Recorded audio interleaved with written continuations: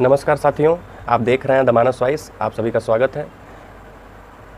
आज राष्ट्र के गर्जन की आवाज़, जहां हम सभी सिर्फ समाचार नहीं सुनते नहीं सुनाते हैं, बल्कि सच्चाई की बुनियाद पर वो राष्ट्रवादी दृष्टिकोण रखते हैं जो आज की मुख्य धारा मीडिया से गायब हो चुका है।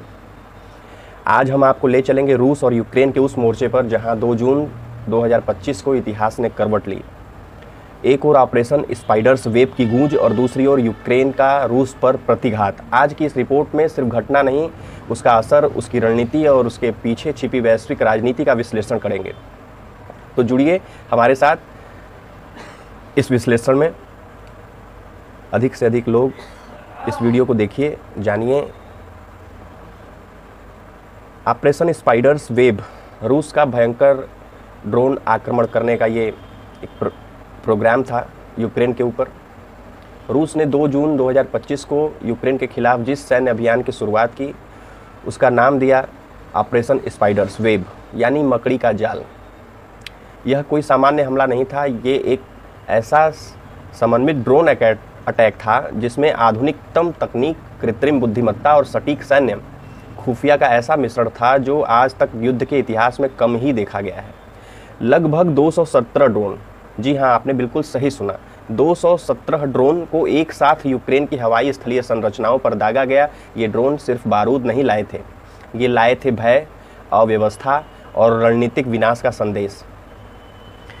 इनमें से अधिकतर ड्रोन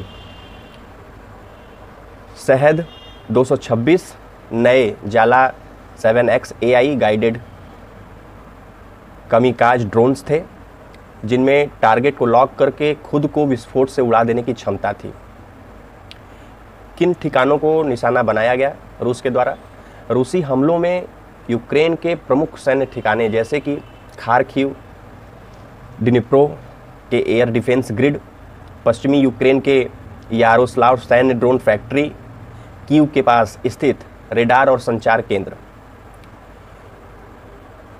इन सभी को नष्ट कर दिया गया या तो पूरी तरह से समाप्त कर दिया गया, गंभीर रूप से निष्क्रिय कर दिया गया। यूक्रेन की वायुसेना के प्रवक्ता के अनुसार 45% एयर डिफेंस सिस्टम पूरी तरह से आउट ऑफ सर्विस हो चुके हैं। यह सिर्फ युद्ध नहीं, एक साइबर तकनीकी की क्रांति थी। ऑपरेशन स्पाइडर्स वेब में सिर्फ बम नहीं गिरे, साइबर हमलों के जरिए यूक्रेन की GPS और एयर कम्युनिकेशन प्रणाली को भी जाम कर दिया गया। रूसी रक्षा मंत्रालय ने दावा किया है कि इस हमले में उन्हें अमेरिका और यूरोप द्वारा दिए गए स्टारलिंक आधारित संचार को भी अस्थायी रूप से बंद करने में सफलता मिली। इसका अर्थ है कि युद्ध अब सिर्फ जमीन या आकाश पर नहीं, डाटा और नेटवर्क के स्तर से भी लड़ा जा रहा है। लेकिन मित्रों, यूक्रेन ने इस बार चुप्पी नहीं साधी। आज सुबह स्ट्राइक करते हुए 40 ड्रोन और मिसाइलों के साथ रूस के अंदर 6 प्रमुख एयरबेसों को निशाना बनाया। रूस के वोल्गोग्राड, तम्बोव, बेलगोरोड, वोरोनेज और रियाजान में स्थित एयरबेस पर यूक्रेनी हमलों ने 2 Tu-95 बम वर्षक विमानों को नष्ट कर दिया। एक S-400 सिस्टम को भी निष्क्रिय कर दिया। 15 से अधिक लड़ाकू विमानों को नुकसान पहुंचाया। रूसी मीडिया ने इस हमले को स्वीकार किया है, परंतु नुकसान की वास्तविकता को छुपाया जा रहा है, जबकि लगभग 2 बिलियन से ज़्यादा का नुकसान रूस को झेलना पड़ा है। जहां एक और अमेरिका और नाटो ने रूसी हमले की आलोचना की है, वहीं यूक्रेनी जवाबी हमले के लिए सीधे तौर पर रूस को जिम्मेदार ठहराया है। अमेरिका ने कहा है कि रूस ने युद्ध विराम के नियम तोड़े हैं, लेकिन ये वही अमेरिकी हैं जिसने यूक्रेन को हजारों ड्रोन, रॉकेट, मिसाइल और सैटेलाइट इंटेलिजेंस मुहैया कराई थी। भारत की स्थिति अत्यंत संतुलित है। प्रधानमंत्री मोदी ने साफ कहा कि युद्ध से नहीं, संवाद से समाधान निकलेगा, परंतु भारत का ध्यान है सिर्फ राष्ट्रहित सर्वोपरि। इस पूरे घटनाक्रम को देखते हुए एक सवाल हर राष्ट्रवादी के मन में उठता है कि क्या हम तीसरे विश्व युद्ध की ओर बढ़ रहे हैं? एक ओर रूस खुलकर अपनी ताकत दिखा रहा है, दूसरी ओर यूक्रेन को पश्चिमी देशों का समर्थन मिल रहा है। चीन इस स्थिति का मौन पर्यवेक्षक बन करके बैठा हुआ है और मध्य पूर्व, अमेरिका और एशिया धीरे धीरे 2 ध्रुवों में बढ़ते जा रहे हैं। ऐसे में यह कहना कोई अतिशयोक्ति नहीं कि आज का एक मिसाइल हमला कल की वैश्विक जंग की भूमिका बन सकता है। इससे हमारे देश भारत को क्या सीख मिलती है?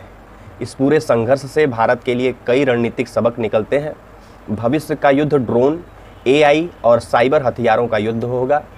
आत्मनिर्भर भारत की रक्षा नीति और मेक इन इंडिया डिफेंस को गति देना अब आवश्यकता ही नहीं बल्कि अनिवार्यता बन चुकी है। भारत को पाकिस्तान और चीन के विरुद्ध ऐसे ही समन्वित रणनीति को विकसित करना होगा, सटीक, तीव्र और घातक। प्रिय श्रोताओं, रूस और यूक्रेन के इस युद्ध ने विश्व को हिला दिया है, लेकिन यह समय केवल समाचार सुनने का नहीं बल्कि चेतने का भी है। द मानस वॉइस आपको सिर्फ जानकारी नहीं देता, राष्ट्र के प्रति आपकी जिम्मेदारी की भी याद दिलाता है।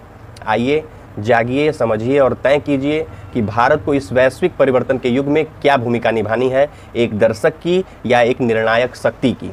जय हिंद, वंदे मातरम।